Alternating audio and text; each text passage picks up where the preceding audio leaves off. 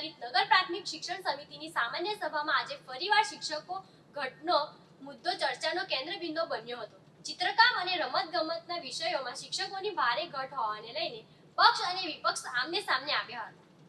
નગર પ્રાથમિક શિક્ષણ સમિતિ સામાન્ય સભામાં ફરી શિક્ષકોની ઘટનો મુદ્દો ગાજ્યો છે। સભામાં વિપક્ષના સભ્ય રાકેશ હિરપરાએ ટિપ્પણી કરતા જણાવ્યું હતું કે અમે માનીએ છીએ કે અમારું શિક્ષણ સારી રીતે ચાલી રહ્યું છે, પણ સમિતિના શિક્ષકોને નિયમિત શિક્ષણ કાર્ય ઉપરાંત બહારના કામો કરવા માટે પણ વધુમાં વધુ ઉપયોગમાં લેવાઈ રહ્યા છે, આથી તેઓના મૂળ શિક્ષણ કાર્ય પર અસર પડે છે। આ અગાઉ પણ સમિતિની સામાન્ય સભામાં હિન્દી અને અંગ્રેજી વિષયના શિક્ષકોની ઘટને લઈને ઉગ્ર ચર્ચા થઈ ચૂકી છે, છતાં સમસ્યા હજી યથાવત રહી હોવાનો સભ્યોનો આરોપ છે।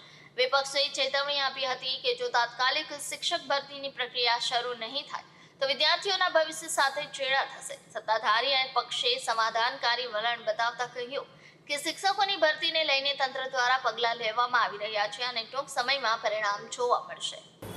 આજે સામાન્ય સભામાં મુખ્ય 5 કામો હતા અને બીજા ગેઝેટના કામ હતા। એમાં કેળવણી સજ્જતા સમિતિનો અહેવાલ હતો અને સાંસ્કૃતિક સમિતિમાં જે 15મી ઓગસ્ટ અને રાસ ગરબા અને મહેંદી સ્પર્ધા એની જે મિટિંગ થઈ હતો એનો અહેવાલ હતો। તો ખાસ શિક્ષકોની ઘટને લઈને પણ મુદ્દામાં વિરોધ પક્ષ દ્વારા વિરોધ કરવામાં શિક્ષકોની ઘટનો મુદ્દો હંમેશા ઉઠાવતા હોય છે અને રાજ્ય સરકાર એના માટે ચિંતિત પણ હોય છે અને આ વર્ષે આપણે મહત્તમ ઘટ પૂરી કરવાની કોશિશ કરી છે અને લગભગ મારા ધ્યાનમાં છે ત્યાં સુધી અત્યારે 92 શિક્ષકોની ઘટ છે અને મને જણાવતા આનંદ થાય છે કે રાજ્ય સરકારે એક પરિપત્ર નગર પ્રાથમિક શિક્ષણ સમિતિને કર્યો છે। એમાં એવો ઉલ્લેખ છે કે તમારા શિક્ષકોની જે પણ ઘટ હશે તે તમે તમારા લેવલ પર પૂરી કરી શકશો।